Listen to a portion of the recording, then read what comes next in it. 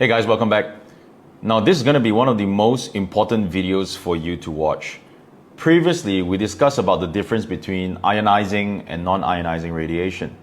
Now, we're actually going to talk about the potential health impacts from long-term exposure to non-ionizing radiation and why all of us should be concerned about it and what are the health experts saying.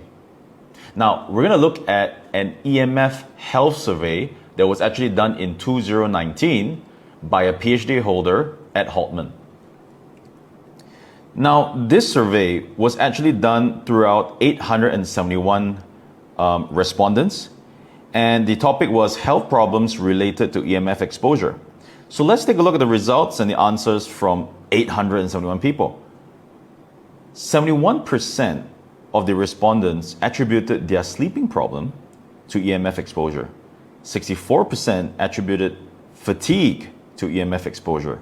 Another 60% attributed concentration, memory, and learning problem to EMF exposure. And I believe most of this has to do with the kids.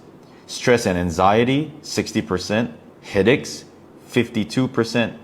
Ear, eye, and sinus problem, that's 47%. Dizziness, balancing problem, body pains, all about between 37 to 43%. Now, this was done across hundreds of people, which means the market and society is actually beginning to realize the negative impacts of long-term exposure to non-ionizing radiation. So this is something that we should be concerned about it. And let's now hear it from a medical doctor and health practitioner, integrative medicine expert, Dr. Satvinder Singh, on the health impacts of non-ionizing radiation on us and specifically on our kids. So let's listen to Dr. Satvinder. The children's brain, like the hypothalamus, it tends to absorb 1.5 to 2 times more electromagnetic fields than an adult. But if you look at the child's bone marrow, it absorbs an amazing 10 times more electromagnetic radiation than an adult. The brain is much more absorbent, the skull is thinner, and because the relative size is smaller, if I give you the same dosage, your smaller tissue is going to absorb more than the bigger tissue. The first thing you have to do is keep the appliance that's emitting the radiation further apart from you, like handphones. Off all power points when they're not in use. Number 3, you could use electromagnetic field harmonizers, which will balance out the radiation side effects from the appliance. Now, I hope you enjoyed that video because Dr. Satvinder himself walks the talk.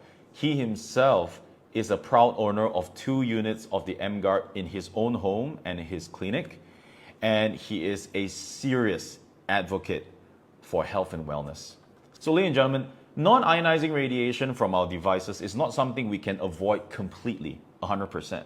But there are steps that we can take, advices we can actually take from people like Dr. Sat to reduce the exposure and energy levels in our environment. And lastly, if you have the emGuarde in your home and places you spend most time with, these are actually proactive steps that we can take and share it with our friends and family to actually bring our health and wellness to the next level. So if you like this video, share, like, and comment.